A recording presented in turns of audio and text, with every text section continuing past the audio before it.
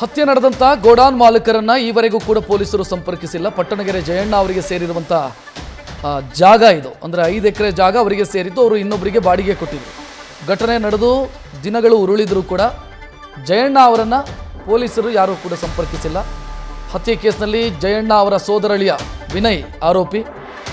5 ಎಕರೆ ಪ್ರದೇಶದಲ್ಲಿ ಶೆಡ್ ಇದೆ, ಸುತ್ತಮುತ್ತ CCTV ಕಣ್ಗಾವಲಿದೆ.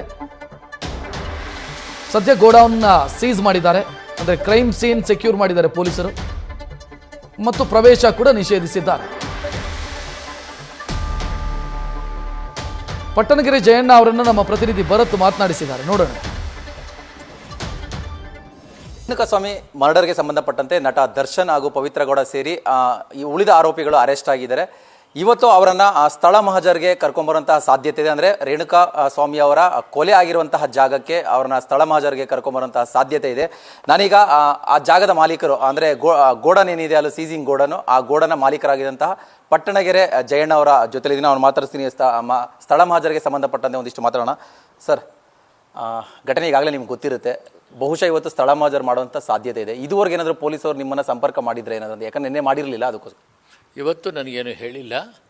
ಸಪೋಸ್ ನನಗೆ ಹೇಳಿದರೆ ನಾನು ಹೋಗ್ತೀನಿ, ನನಗೇನು ತೊಂದರೆ ಏನಿಲ್ಲ. ನೀವೇನಾದರೂ ಅಂದರೆ ನಿಮ್ಮದೇ ಸ್ವಂತ ಜಾಗದಲ್ಲಿ ಅಪರಾಧ ಆಗಿರುವಂಥ ಒಂದು ಘಟನೆ, ನೀವು ಸ್ವ ಇಚ್ಛೆಯಿಂದ ಏನಾದ್ರು ಹೋಗಿ ಸ್ಪಾಟ್ ಅಂದರೆ ಸ್ಥಳ ಪರಿಶೀಲನೆ ಮಾಡಿರುವಂಥದ್ದು ಏನಾದರೂ? ಯಾಕಂದರೆ ನಿಮ್ಮದೇ ಜಾಗ ಇರೋದ್ರಿಂದ ಪೊಲೀಸರು ಇನ್ಫಾರ್ಮ್ ಮಾಡಲಿ ಅನ್ನೋದು ಕಾಯೋದಕ್ಕಿಂತ ನಿಮ್ಮದೇ ಜಾಗ ಆಗಿರೋದ್ರಿಂದ ನೀವೇನಾದರೂ ಹೋಗಿ ವಿಚಾರಣೆ ಮಾಡ್ಕೊಂಡು ಬಂದ್ರೆ ಏನಂಗೆ? ನಿನ್ನೆನೇ ಆ ಜಾಗನ ಸೀಸ್ ಮಾಡಿದ್ದಾರೆ ಡಿಪಾರ್ಟ್ಮೆಂಟ್ನವರು. ಸೊ ಅದಕ್ಕೋಸ್ಕರ ನಾನು ಹೋಗುವ ಪರಿಸ್ಥಿತಿಲಿ ಇಲ್ಲ. ಅಲ್ಲಿ ಹೋದರೂ ಒಳಗಡೆ ಏನು ಬಿಡೋದಿಲ್ಲ. ನಾನು ಹೋಗೋದು ತಪ್ಪಾಗುತ್ತದು. ಪೊಲೀಸರು ಕರೆದಿದ್ದ ಸಮಯಕ್ಕೆ ನಾನು ಹೋಗಿ ಜಾಗ. ಓಕೆ, ನೀವು ಆ ಜಾಗನ ಬಾಡಿಗೆ ಕೊಟ್ಟಿದ್ದೀನಿ ಅಂತ ಹೇಳ್ತಾ ಇದ್ದೀರಾ, ಅಂದರೆ ಕಿಶೋರ್ ಅವ್ರಿಗೆ ಬಾಡಿಗೆ ಕೊಟ್ಟಿದ್ದೀನಿ ಅಂತ ಹೇಳ್ತಾ ಇದ್ದೀರಾ. ಸೊ ಆ ಜಾಗ ಎಷ್ಟು ಎಕರೆ ಪ್ರದೇಶದಲ್ಲಿದೆ? ಜೊತೆಗೆ ಆ ಒಂದು ಒಳಗಡೆ ಯಾವ ಥರ ಇದೆ ಸರ್ ಜಾಗ? ಅಂದರೆ ಬರೀ ಪಾರ್ಕಿಂಗ್ ಮಾಡೋಂಥ ಸ್ಲ್ಯಾಟ್ ಇದೆಯಾ ಅಥವಾ ಒಳಗಡೆ ಬೇರೆ ರೂಮು ಅಥವಾ ವಾಸ್ತವ್ಯ ಉಡೋದಕ್ಕೆ ಏನಾದರೂ ವ್ಯವಸ್ಥೆಗಳಿದೆಯಾ? ಒಂದು ನಾನು ನಮ್ಮ ಸರ್ವೆಂಟ್ ಕ್ವಾರ್ಟರ್ಸ್ ಅಂತ ಕಟ್ಟಿದ್ದೆ ಮೊದಲು ಆ ಜಾಗದಲ್ಲಿ, ತೋಟದಲ್ಲಿ. ಆ ತೋಟದಲ್ಲಿ ಜಾಗದಲ್ಲಿ ಅವರು ಆಫೀಸ್ ಅಂತ ಏನೋ ಮಾಡ್ಕೊಂಡಿದ್ದಾರೆ. ಸೊ ಆ ಜಾಗನೂ ನಾನು ಅವ್ರಿಗೆ ಕೊಟ್ಟಿದ್ದೀನಿ. ಆಫೀಸ್ ಮಾಡ್ಕೊಂಡಿದ್ದಾರೆ. ಕೆಳಗಡೆ ಮೇಲ್ಗಡೆ ಈ ಕಂಪ್ಯೂಟರ್ಗಳು ಏನೇನು ಇಟ್ಕೊಂಡಿದ್ದಾರೆ.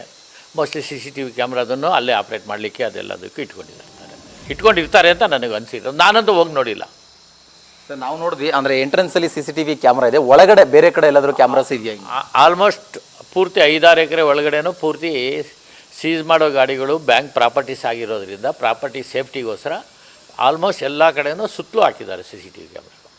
ಓಕೆ, ಇದು ನೆನ್ನೆ ಮಾತಾಡ್ದಾಗ ಕೂಡ ಹೇಳ್ತಾ ಇದ್ದೀನಿ, ನೀವು ಸಿನಿಮಾ ಶೂಟಿಂಗ್ಲು ಒಂದೆರಡು ಆಗಿದೆ ಅದರಲ್ಲಿ ಅಂತ ಹೇಳ್ತಾ ಇದ್ದೀವಿ. ದರ್ಶನ್ ಅವರ ಸಿನಿಮಾ ಶೂಟಿಂಗ್ಸ್ ಏನಾದರೂ ಅಲ್ಲಿ ಆಗಿದೆಯಾ ಅಂತ?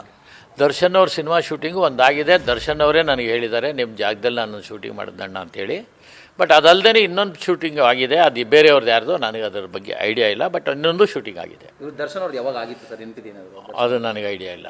ಮತ್ತು ಸುಮಾರು ಒಂದು ಎರಡು ವರ್ಷ ಆಗಿರ್ಬೋದು ಆಗಿದ್ದರೆ.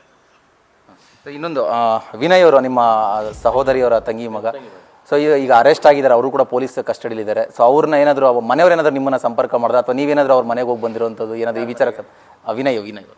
ವಿನಯ್ ಅವ್ರ ಮನೆಯವರು ಏನು ಆಚೆ ಏನಿಲ್ಲ, ನಮ್ಮ ಮನೆಯಲ್ಲೇ ಇದ್ದಾರೆ. ವಿನಯ್ ಅವ್ರ ತಾಯಿ ವಿನಯ್ ಮುಂದೆ ಮನೆಯಲ್ಲೇ ಇದ್ದಾರೆ, ನಮ್ಮ ಮನೇಲೆ.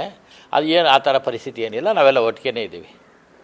ಕೊನೆಯದಾಗಿ ಈಗೇನಾದರೂ ಪೊಲೀಸರು ಸ್ಥಳ ಮಹಜರ್ ಮಾಡುವಂತಹ ವೇಳೆಯಲ್ಲಿ ನಿಮ್ಮನ್ನು ಸಂಪರ್ಕ ಮಾಡಿ ನೀವು ಸ್ಪಾಟಿಗೆ ಬರಬೇಕು ಅಂತ ಹೇಳಿದ್ರೆ ಯಾವ ಥರ ನೀವು ಸಪೋರ್ಟಿವ್ ಆಗಿ?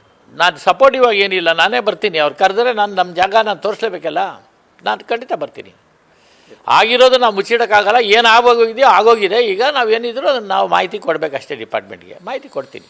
ಸರ್, ಇನ್ನೊಂದು ಅಲ್ಲೊಂದಿಷ್ಟು ಸ್ಥಳೀಯರು ಮಾತಾಡ್ತಾ ಇರ್ಬೇಕಾದ್ರೆ ಹೇಳ್ತಿದ್ರು, ಅಂದರೆ ಜಾಗ ತುಂಬ ಸಂಜೆ ಆದರೆ ಇಲ್ಲಿ ಓಡಾಡೋದಕ್ಕಾಗಲ್ಲ, ರಿಮೋಟ್ ಏರಿಯಾ, ಒಂದು ರೀತಿ ಇಲ್ಲಿ ಬೇರೆ ಥರ ಚಟುವಟಿಕೆಗಳು ನಡೀಬೋದೇನಂತ ಒಂದು ಅನುಮಾನ ಕೂಡ ವ್ಯಕ್ತಪಡಿಸ್ತಾ ಇದ್ರು. ಅವರು ಲೋಕಲ್ ಇರೋ ಒಂದು ಸ್ವಲ್ಪ ಆತಂಕ ಪಡ್ತಾ ಇದ್ದಾರೆ ಆ ಜಾಗದ ಬಗ್ಗೆ. ಅದ್ರ ಬಗ್ಗೆ ಹೇಳ್ತಾರೆ. ಅದೆಲ್ಲ ಸುಳ್ಳಿನ ಸುದ್ದಿ.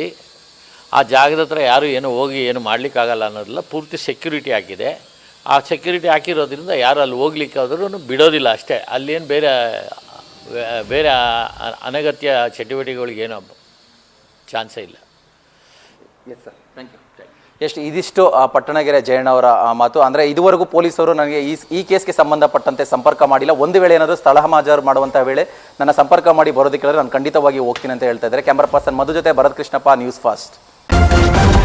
ನ್ಯೂಸ್ ಫಸ್ಟ್, ನಿರ್ಭೀತಿಯಿಂದ ನಿಮ್ಮ ಪರವಾಗಿ.